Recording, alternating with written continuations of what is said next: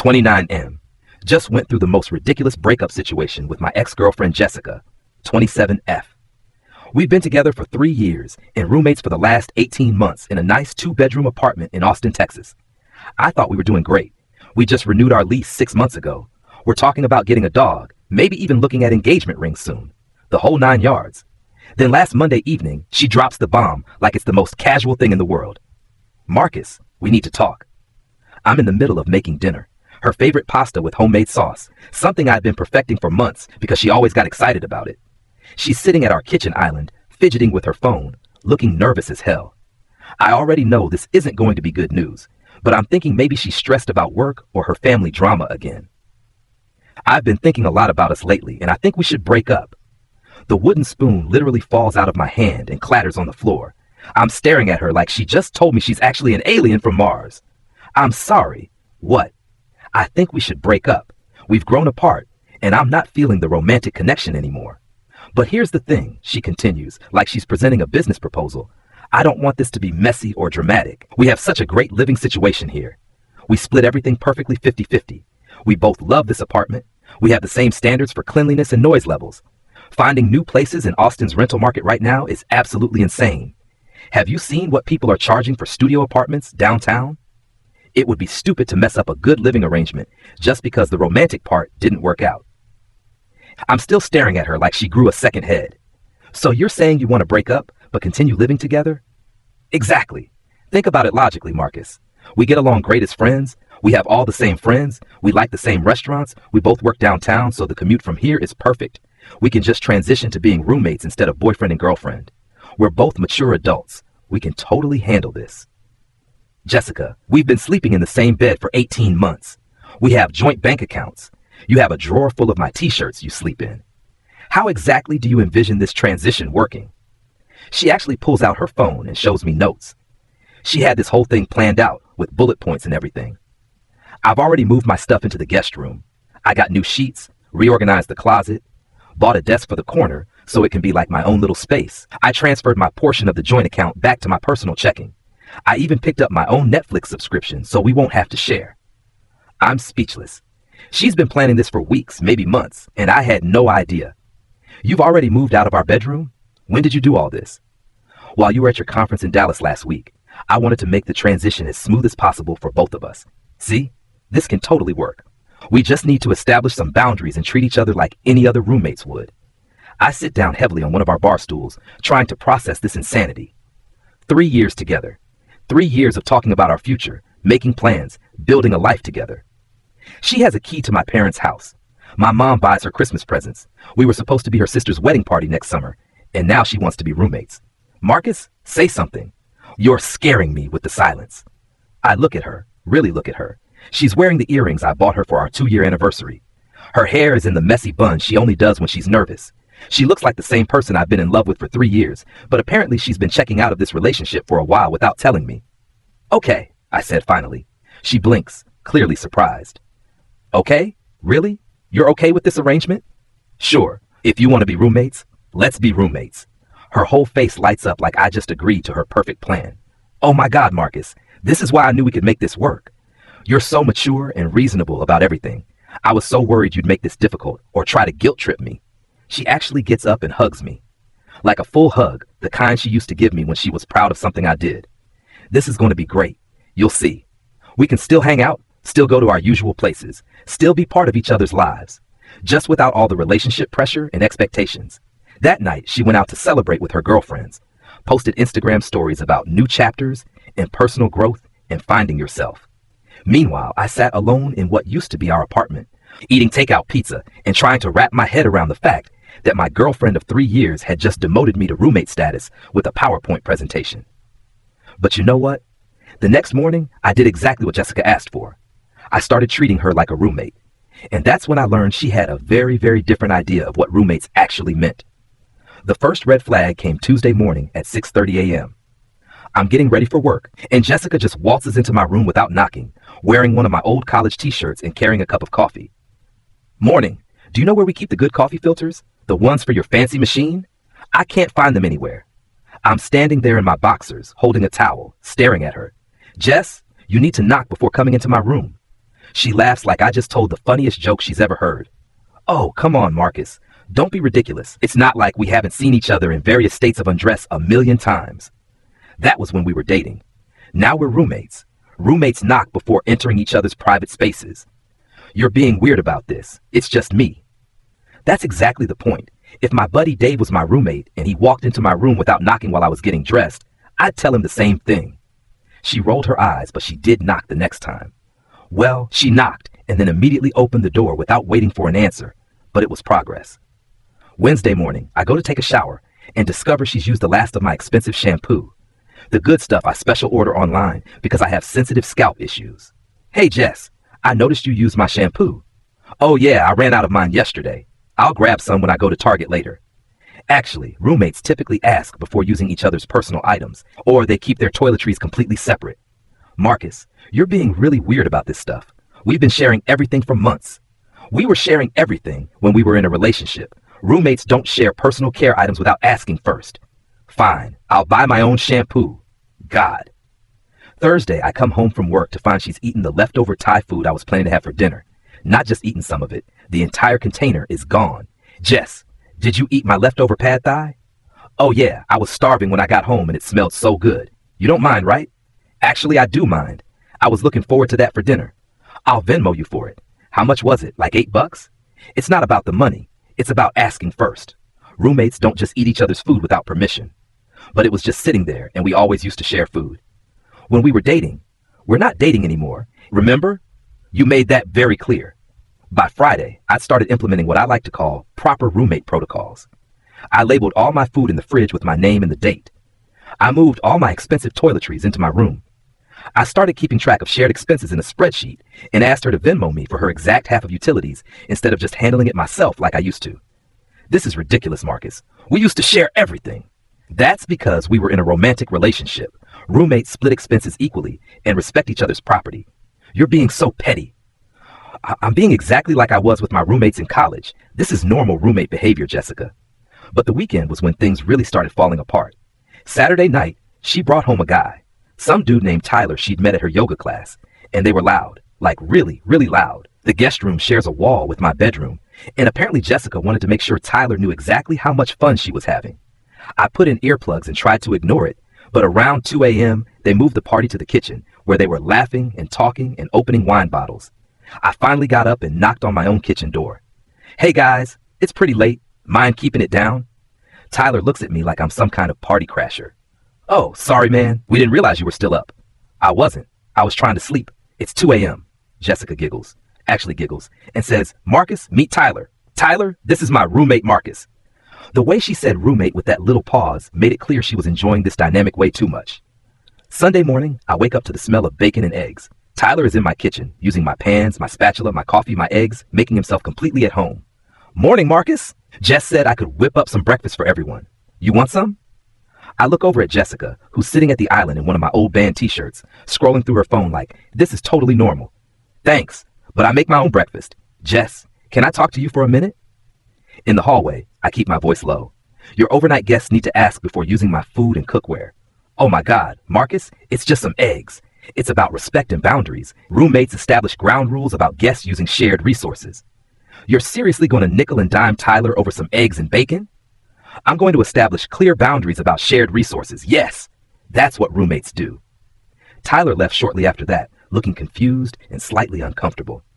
Jessica spent the rest of Sunday giving me the cold shoulder and muttering about how I was making things weird. Jessica decided to double down on her new dating life. Tyler became a regular fixture. Monday night, Wednesday night, Friday night, Saturday night. He was practically living there, using our Wi-Fi, our streaming services, our shower, our kitchen. I started finding his hair in the bathroom drain, his dirty dishes in the sink, his beer bottles in the recycling. Tuesday morning, I left a note on the refrigerator. House rules for overnight guests. Maximum 3 nights per week. Must ask before using roommates' food, beverages, or personal items. Keep noise levels respectful after 10 p.m. on weeknights, midnight on weekends. Clean up all personal items and dishes before leaving. No overnight guests on consecutive nights without prior discussion. When Jessica got home from work, she was furious. Are you seriously posting rules about Tyler like he's some random stranger? I'm posting rules about overnight guests. These rules apply to anyone either of us brings home. Anyone? You're not even dating anyone. Not yet. But when I do start dating, the same rules will apply to my guests. That's when I saw it click in her brain that I might actually start dating other people. The look on her face was absolutely priceless. Like she'd been so focused on her own transition that she never considered I might move on too. You're going to start bringing dates here? To our place? It's not our place anymore, Jessica. It's a shared apartment between two roommates. And yes, I'm single now, so I'll probably start dating at some point. But that's going to be weird. Why would it be weird? You brought Tyler over 4 times last week. That's different. How is it different? She couldn't answer that question without admitting she expected completely different standards for herself than for me. Thursday evening, my coworker Sarah mentioned during our lunch break that she'd been wanting to try this new Thai place downtown that just opened. She's cute, smart, and we've always had good chemistry at work. So I asked if she wanted to make it a proper date on Saturday night. She said yes. I didn't tell Jessica about my date plans because roommates don't need to report their personal lives to each other. But I did send her a text Friday afternoon letting her know I'd be having someone over for dinner Saturday evening and we might watch a movie afterward. Her response came back immediately. A friend? What friend? Since when do you cook dinner for friends? Since I'm single and can do whatever I want with my time. Just giving you a heads up in case you were planning to have Tyler over. Wouldn't want any scheduling conflicts. What kind of friend? The kind that's none of your business. We're roommates, remember? Saturday evening arrives, and I spent the afternoon deep cleaning the common areas and preparing something actually impressive. Herb-crusted salmon with roasted vegetables and a nice bottle of wine I'd been saving. Sarah shows up at 7 p.m. looking absolutely stunning in a blue dress I'd never seen her wear to work. We're having an amazing time. Great conversation, lots of laughing, obvious chemistry. I'm remembering what it feels like to be with someone who actually wants to be there with me, who's asking questions about my life and seems genuinely interested in my answers. Around 9 p.m., we hear Jessica's key in the lock. She walks in with Tyler and stops dead when she sees me and Sarah sitting close together on the couch, wine glasses in hand, clearly on a date. Oh, hi! I didn't know you'd have company. Jessica, Tyler, this is Sarah. Sarah, these are my roommates, Jessica and her boyfriend Tyler. The look Jessica gave me when I called her my roommate and referred to Tyler as her boyfriend could have cut glass.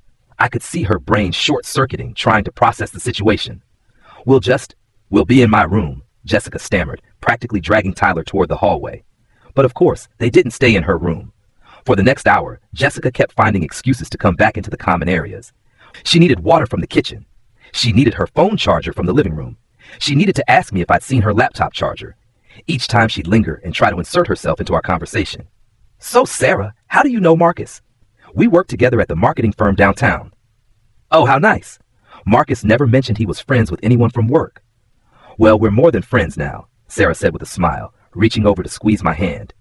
Jessica's face went through about 5 different emotions in 2 seconds. Sarah and I ended up making out on the couch like teenagers after Jessica finally retreated to her room. Nothing too serious, but definitely the kind of kissing that says, this date is going really well, and there will definitely be a second one. When Sarah left around 11 p.m., Jessica immediately emerged from her room like she'd been waiting by the door. Really, Marcus? Making out on our couch? My couch, actually. I bought it when we moved in here. And yes, I had a date over, just like you have Tyler over multiple times a week. It's not the same thing. Explain to me how it's different. Because. Again, no answer that wouldn't reveal her complete hypocrisy. Week 3 was when Jessica's carefully constructed plan started completely falling apart. First, she began what I can only describe as a systematic campaign to sabotage my dating life. When Sarah came over for our second date the following Thursday, Jessica suddenly became the neediest roommate in history. Oh, Marcus, I'm so sorry to interrupt, but do you know where we keep the fire extinguisher? I was cooking and something started smoking. There was no smoke. There was no cooking happening. She just wanted to break up whatever moment Sarah and I were having. 20 minutes later. Sorry again, but have you seen my phone charger anywhere? I think it might be in the living room somewhere. Her phone was at 87% battery. 30 minutes after that. Marcus, I really need to ask you something about the water heater. It's making a weird noise. The water heater was fine. I checked. I finally pulled Jessica aside while Sarah was in the bathroom. You need to stop. Stop what? Stop interrupting every time I have a date over. It's rude and obvious. I live here too. I have every right to use the common areas. You have every right to use them. You don't have the right to manufacture emergencies every 15 minutes when I have company over. I'm not manufacturing anything. Jessica, you've lived here for 18 months. You know exactly where the fire extinguisher is. You know what your phone charger looks like. And you know the water heater makes that noise every single time someone does laundry. Cut the crap. She huffed and stormed off, but the interruptions stopped for the rest of the evening. The real nuclear moment came a few days later when I started casually dating not just Sarah, but also Emma, a woman I'd met at my gym. Nothing overlapping or dishonest. I was upfront with both of them that I was recently out of a long relationship and taking things slow while I figured out what I wanted.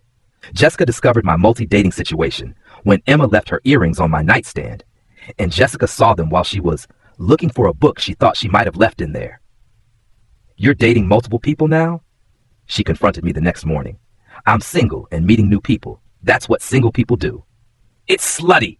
"It's called being single, Jessica. You know that status you assigned to me when you broke up with me 3 weeks ago? But you're bringing different women to our apartment. I'm bringing dates to my apartment where I pay half the rent, just like you bring Tyler over. That's completely different." "How?" "Because Tyler and I are actually dating. You're just playing the field. And I'm single. I can date whoever I want, however I want. That's what being single means." She tried a different approach after that. Suddenly she wanted to hang out all the time, just like old times, suggesting we watch our favorite shows together, cook dinner together, go grab drinks after work like we used to. "Jess, roommates don't typically hang out this much." "But we're friends. We've always been friends. We're friendly roommates. There's a difference. You used to love spending time with me. That was when we were dating. You ended that relationship because you didn't want that kind of connection anymore, remember?" The cognitive dissonance was incredible to watch. She wanted all the emotional benefits of having me around, the companionship, the shared activities, the built-in social life, someone who cared about her day and listened to her problems, but without any of the commitment or relationship expectations. Meanwhile, Tyler was getting increasingly uncomfortable with Jessica's weird behavior. I actually felt kind of bad for the guy. He seemed nice enough, but he was clearly just looking for a fun, casual thing with an attractive woman. Instead, he found himself in the middle of some bizarre psychological drama he didn't understand. According to what I overheard during their increasingly frequent arguments, Jessica had started getting paranoid about his female friends, demanding to know where he was all the time, and generally acting clingy in a way that screamed rebound behavior. She was trying to force a serious relationship with someone she barely knew, while simultaneously trying to maintain some weird pseudo-relationship with me. Tyler finally reached his breaking point on a Thursday night. I was in my room when I heard raised voices from Jessica's room. "Jessica, this is insane. You're my girlfriend of 3 weeks, not my wife. I don't need to explain every text I get from female friends. I just think it's disrespectful when you're constantly talking to other women while you're with me. We've been on 8 dates. We never agreed to be exclusive." "Well, what are we doing then? What is this? I thought we were having fun and getting to know each other, but this jealous girlfriend act is really unattractive." The next morning, Tyler was gone, and Jessica was crying in the kitchen when I came out to make coffee. "Tyler broke up with me," she sniffled, clearly expecting comfort and emotional support. "I'm sorry it didn't work out," I said carefully, "but I'm probably not the right person to talk to about this." "Why not? We're friends. We're roommates. Roommates don't typically provide therapy sessions about each other's failed relationships. That's what actual friends are for. You used to care about my feelings. I used to be your boyfriend. You ended that relationship." She cried harder. "You're being so cold." "I'm being appropriate for our current relationship dynamic. If you need emotional support about your dating life, call your sister or your girlfriends." This was apparently the cruelest thing I could have done. Not because I was trying to be cruel, but because it forced her to confront the reality of what she'd chosen. She wanted to have her cake and eat it too. She wanted the freedom to date other people without the emotional investment of being with me, but she also wanted me to remain emotionally available to her whenever she needed support. Without Tyler as a distraction, Jessica became completely obsessed with my dating life. She started accidentally walking in on me and Sarah during intimate moments. She'd make passive-aggressive comments about dirty dishes that weren't even mine. She'd turn the TV volume up loud when I was trying to have phone conversations with dates. She'd suddenly decide she needed to vacuum the living room right when I was trying to have a romantic evening with someone. The breaking point came when she tried to actively sabotage my relationship with Emma by telling her I was emotionally unavailable and clearly not over my ex-girlfriend. Emma told me about the conversation the next day. "Your roommate pulled me aside yesterday when I was leaving and said I should be careful because you're not actually ready to date anyone seriously and I'm probably wasting my time." "What did you tell her?" "I told her that if you're not ready to date, that's between you and me to figure out, and it's none of her business as your roommate." Emma's a smart woman. She saw right through Jessica's manipulation. That night, I confronted Jessica directly. "You need to stop interfering with my dating life." "I don't know what you're talking about. You told Emma I'm not over you and that she's wasting her time with me. I was just looking out for her. She seems really nice, and I'd hate for her to get hurt. You were sabotaging me because you can't handle the fact that I'm moving on with my life. I'm fine with you moving on. No, you're not. You want me to stay emotionally available to you while you figure out what you want from life. That's not true. Then prove it. Stop commenting on my dates. Stop interrupting when I have people over. Stop trying to make my girlfriends uncomfortable, and stop offering unsolicited advice about my readiness to date. They're not your girlfriends. Some of them might become my girlfriends. And when that happens, you need to be genuinely happy for me and supportive, because that's what roommates do for each other. Jessica's next strategy was to try to turn our mutual friends against me. She started telling anyone who would listen that I was flaunting my dating life to hurt her, that I was being disrespectful in our shared space, and that I was clearly manipulating the situation to get revenge. Our friend group had very mixed reactions to this. Some people thought I was being unnecessarily harsh and that I should be more sensitive to Jessica's feelings. Others thought Jessica was being completely unreasonable and that she'd made her bed and should lie in it. Most people just wanted to stay out of the drama entirely. My best friend Mike called me one evening. Bro, I've got to ask, what's really going on with you and Jessica? She's telling everyone you're being vindictive. How exactly am I being vindictive? She says you're bringing different dates over constantly just to hurt her feelings and make her uncomfortable in her own home. I'm dating because I'm single, Mike, and I live there too. So yes, sometimes I bring dates to my apartment. She also says you're being really cold to her and treating her like a complete stranger. I'm treating her exactly like what she asked to be, a roommate. Maybe you could be a little more understanding? This transition is probably hard for her too. Mike, if your roommate broke up with their long-term boyfriend and then tried to control who you could date and when you could bring people over to your own apartment, would you think that was reasonable?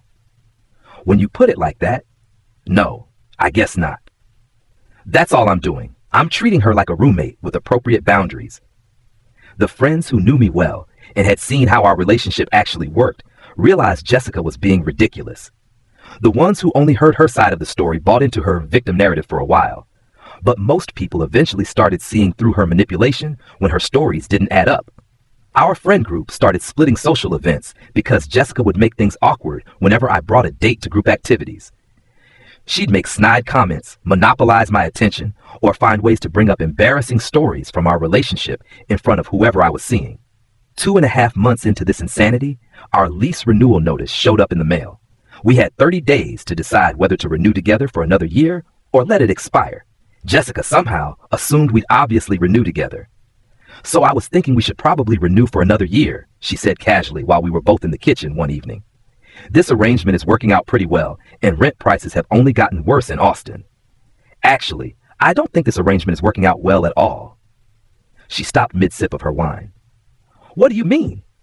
I mean, you've spent the last 2 months trying to control my dating life, interfering with my relationships, sabotaging my attempts to move on, and generally making this living situation extremely uncomfortable. I have not. Jessica, you told Emma I wasn't ready to date. You interrupted my date with Sarah 6 times in one evening. You've made passive-aggressive comments about every woman I've brought home. You tried to turn our friends against me by claiming I'm being vindictive. You manufacture emergencies every time I have someone over. I was just adjusting to the new dynamic. For 2 months, that's not adjusting, that's refusing to accept reality. I've been trying to be a good roommate. Good roommates don't try to control each other's dating lives or make each other's romantic interests feel unwelcome. She was quiet for a long moment, and I could see her brain working. So what are you saying? I'm saying I think we should go our separate ways when this lease is up. She panicked. Full-on panic mode. Marcus, please. You can't be serious. I'll do better. I promise I'll be a better roommate. It's too late, Jessica. This arrangement fundamentally doesn't work. But where will I go? I can't afford a place this nice on my own. That's something you should have considered before you broke up with me, but expected to keep all the benefits of living with me. Benefits? What benefits? I pay half the rent. You pay half the rent, but you expect to have control over who I can date, when I can have people over, and how I live my personal life. That's not a roommate dynamic. That's an ex-girlfriend who wants to keep her ex-boyfriend on a leash. She started crying then. Real tears, not the manipulative kind. I didn't mean for it to be like this. What did you think would happen, Jessica? You thought I'd just sit around waiting for you to decide whether you wanted me back? I thought we could really be friends. Friends want each other to be happy. They don't sabotage each other's relationships. Jessica's final strategy was the most predictable one of all. She tried to get back together with me. Not because she actually wanted me back, but because she was realizing what she was about to lose. She started putting serious effort into her appearance around the apartment, doing her hair and makeup even when she wasn't going anywhere, wearing outfits I'd always complimented her on, cooking my favorite meals, and accidentally making too much so there were leftovers for me. She'd ask about my day when I got home from work, remember little details about my projects, laugh at my jokes the way she used to. It was like watching someone perform a one-woman show called Remember When You Loved Me? I think I made a mistake, she said one night about a week before our lease was up. About us. What kind of mistake? Breaking up. I think we were really good together, and I was just scared of commitment. Jessica, you told me you weren't in love with me anymore. I was confused. I was going through something and I took it out on our relationship. But these past few months have made me realize what we had was really special. What we had was 3 years that ended when you decided you'd rather be roommates. It doesn't have to be over. We could try again. No, we can't. Why not? Don't you have feelings for me anymore? The honest answer was complicated. Of course, I still had feelings for her. You don't just turn off 3 years of love overnight. But I also had clarity now about what those feelings were and what they weren't. I'll always care about you, Jessica. But I'm not in love with you anymore. Since when? Since I started dating people who actually want to be with me instead of people who want to keep me as a backup plan. She cried. She pleaded. She promised things would be different. Marcus, please.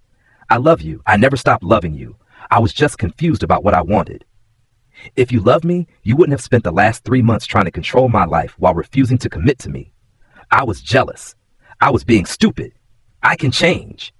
I'm sure you can change, but you're not going to change with me. We're done, Jessica. The relationship is over, and now the roommate arrangement is over too. So you're just going to throw away 3 years like it meant nothing? You threw away 3 years when you decided you'd rather be roommates. I'm just accepting your decision.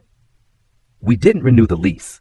Jessica ended up moving back in with her parents temporarily while she looked for either a new apartment she could afford or roommates who would split a place with her.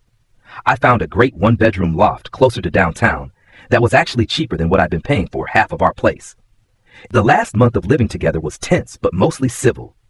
She stopped trying to interfere with my dating life, probably because she realized it was pointless. She stopped trying to recreate relationship moments between us. She mostly just kept to herself and started packing her stuff. I felt bad for her, honestly. She'd gambled that she could have the security of keeping me around while exploring other options, and she'd lost.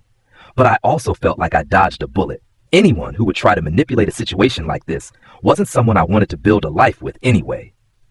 Moving day was awkward as hell. Her parents came to help her move, and they kept giving me these disappointed looks like I was the villain in this story. Her mom actually tried to guilt trip me. I hope you're happy with yourself, she said while loading boxes into their truck. I am, actually. You're throwing away a wonderful girl who loved you over some silly pride issue. She broke up with me, Mrs. Peterson. I just accepted her decision.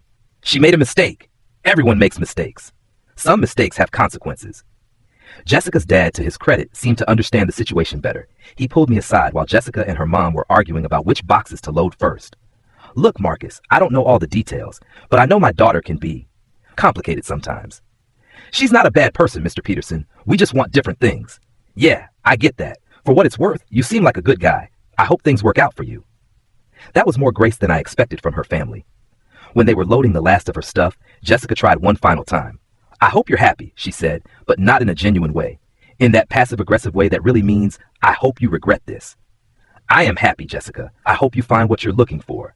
You got everything you wanted. You got to punish me for breaking up with you. You got to hurt me back. You got to make me feel as bad as you felt. I never tried to hurt you, Jessica.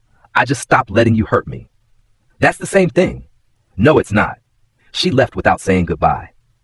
It's been 6 months since Jessica moved out, and I have to say, my life has improved dramatically. The one-bedroom loft is perfect for me. I can bring dates over without worrying about an ex-girlfriend trying to sabotage things. I can cook dinner without someone using my ingredients and then acting like I'm unreasonable for mentioning it. I can just live my life without walking on eggshells around someone else's unresolved feelings. Emma and I ended up becoming exclusive about 2 months after Jessica moved out. She's amazing, straightforward, emotionally mature, knows what she wants, and isn't afraid to say it.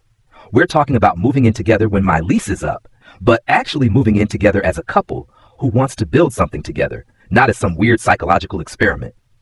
I heard through mutual friends that Jessica eventually found a roommate situation that's working better for her. Apparently she's dating someone new, some guy she met through work. Good for her. I genuinely hope she's happy and that she learned something from our situation. I don't regret how I handled any of it. When she said she wanted to be roommates, I treated her like a roommate. The fact that she couldn't handle basic roommate boundaries says everything about what she actually wanted from the arrangement. My advice for anyone in a similar situation: when someone breaks up with you but wants to maintain a living situation as friends or as roommates, they almost always want to keep you as an emotional backup while they explore other options. They want the security of knowing you're there without the commitment of actually being with you. If you do agree to a post-breakup living arrangement, actually implement the boundaries that arrangement requires. Don't give them relationship privileges with a roommate label. Don't let guilt or manipulation convince you to accept a situation that doesn't work for you. Real roommates want each other to be happy and find love. If your ex-turned-roommate is trying to control your dating life, they're not your roommate. They're your ex who wants to keep controlling you. Set clear boundaries immediately and stick to them. Don't negotiate on things like privacy, personal property, guest policies, or financial responsibilities. Remember that their inability to handle your boundaries isn't your problem. You're not responsible for managing their emotions about the consequences of their own choices. Sometimes the kindest thing you can do for someone is refuse to enable their unrealistic expectations. By not playing along with Jessica's fantasy that she could have the benefits of a relationship without the commitment, I forced her to confront reality. Jessica wanted the security and comfort of having me around without the emotional investment of actually being with me. She wanted to explore her options while keeping me as a fallback plan. When I refused to play that role and started actually living my life as a single person, her entire strategy collapsed. I didn't do anything vindictive or cruel. I didn't try to hurt her or get revenge. I just treated her exactly like what she said she wanted to be, a roommate. It turned out that was the last thing she actually wanted, but that's not my fault. The truth is, you can't have your cake and eat it too. You can't break up with someone and expect them to remain emotionally available to you. You can't ask for space to find yourself and then get upset when they find someone else. Jessica learned this lesson the hard way, but it was a lesson she needed to learn. You can't manipulate people into giving you the benefits of a relationship without the commitment. You can't control someone's dating life when you're not willing to date them yourself. Emma and I are really happy together. We're talking about getting engaged sometime next year. The difference between being with Emma and being with Jessica is night and day. Emma wants to be with me, full stop. No games, no manipulation, no trying to keep other options open while stringing me along. Just two adults who like each other and want to build something together. Sometimes the best thing that can happen to you is someone showing you exactly who they are. Jessica showed me she was someone who wanted to control me without committing to me. Someone who would manipulate situations to get what she wanted without considering how it affected other people. I'm grateful I learned that about her when I did, rather than finding out after we'd gotten married or had kids together. To anyone going through something similar, respect yourself enough to take people at their word, set appropriate boundaries, and live your life on your terms. Don't be anyone's backup plan, safety net, or emotional placeholder. You deserve better than that. And when you stop accepting less than you deserve, you make room for people who will give you what you actually deserve. Jessica taught me that lesson the hard way, but it was the most valuable thing she ever gave me.